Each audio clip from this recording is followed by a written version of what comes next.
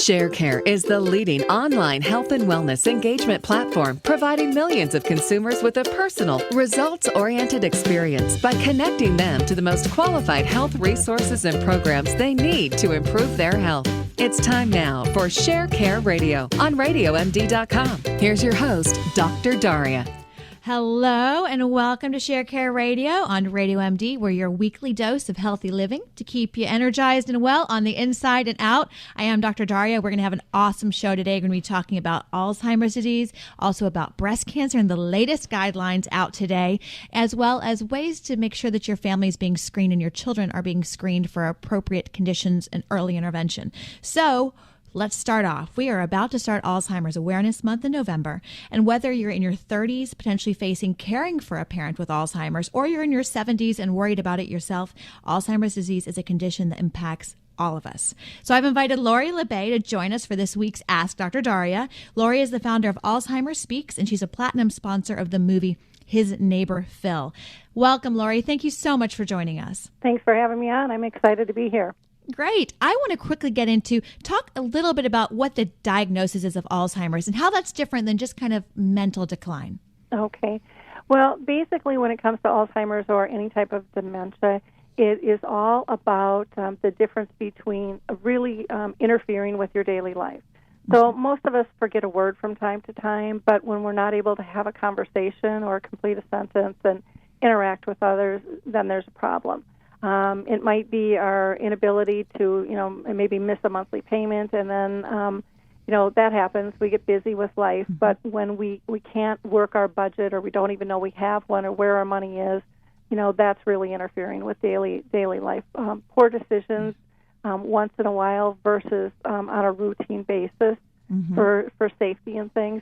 Those are things, where we really have to look seriously at what's going on in the brain. And the Alzheimer's Association has a great 10 warning signs that really lays things out for people to kind of help them figure out, is this normal aging or is this something that I have to look further at? Okay, and that's a really great point you make. What's so devastating about Alzheimer's is that it really robs people of their ability to just go about their lives and do paying bills, getting groceries, getting to the grocery store.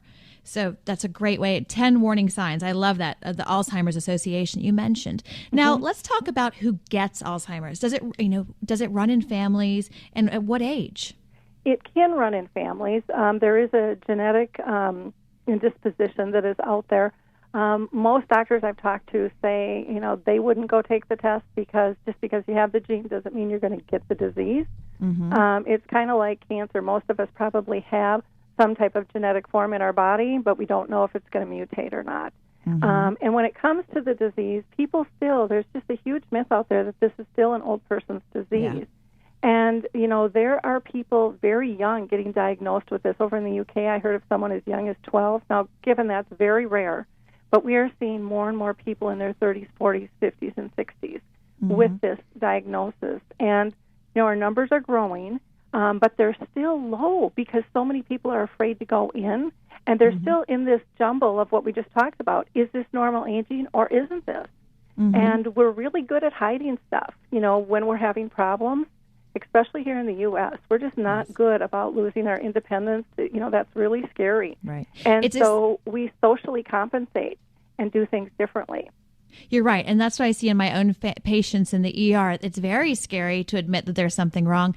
And also in the U.S., since family is often so distributed geographically, there's not family there to notice that what mom's doing isn't normal for her baseline. This is something new. This needs to have somebody to look at it. So it can be really tough. What are you mentioned partly genetic and partly just chance of that gene being activated or hit. What are some of the biggest risk factors for Alzheimer's? The biggest risk factor is aging. And none of us can stop that one. No, we don't want to, exactly. And so that really is one of the biggest factors out there. African Americans tend to have a little bit more, happen to have it a little bit more. But again, we're having difficulty reaching the different cultures because, everybody approaches this very different from family and medical philosophies. And so that's something that a lot of the organizations like Us Against Alzheimer's and things is really working hard at, trying to reach out to all the different groups. This is, even though this disease has been around for 100 years, it's really, in my mind, a baby disease. We know very little about it. We don't have a cure. We really don't know how to prevent it, and we really don't know who it's going to attack because it appears to have no boundaries. And that's a difficult thing. And so we have to, I think, prepare as a society to deal with this disease and really come together and support one another, like we have for cancer and AIDS and all the other things. We really have to pool together and support one another through this and start having open and honest conversations. I think that's really the only way we're going to truly know what the needs even are, because some of the biggest paths they were going on for research have kind of been blown up a little bit by various research, and so it's a very much an unknown. And so you're saying that some research, the results were not as expected, or? Yeah. There was a study, about the amyloid, and there was a huge study that followed a group of seniors in a senior center or community, I should say, and they all basically agreed to have autopsies. And what they found at the end is some of them that had these autopsies were diagnosed with Alzheimer's, had no plaque on the brain. And other people had plaque on the brain. Right, which is entirely different from what we would have expected given the science we knew prior to the fact. Exactly. So for all of our listeners, that's amazing. Yep, exactly. And so, they're really, they're often 4,500 different directions, what they have to be when you're trying to figure out a cure with this. But, there's so little that we really know, and we're so underfunded. In some ways, we're kind of back to the drawing board there. That's amazing. And you're right. It's really crucial for everybody to pull together. What about when somebody has been diagnosed? What are some tips to give families for living well with Alzheimer's, whether it's yourself being diagnosed with it or taking care of a loved one? I think the first big step is acceptance. Acceptance that you can't control it, you can't change it, and that a person with dementia may act differently. And a lot of times we take it personal as a family member, and they just don't have control. They're not trying to be mean. They're not trying to get to us. They're not trying to get back at us. They just don't know. They're going to do things different. Their brain is wired differently. I tell people, everybody uses the same equation for how we react.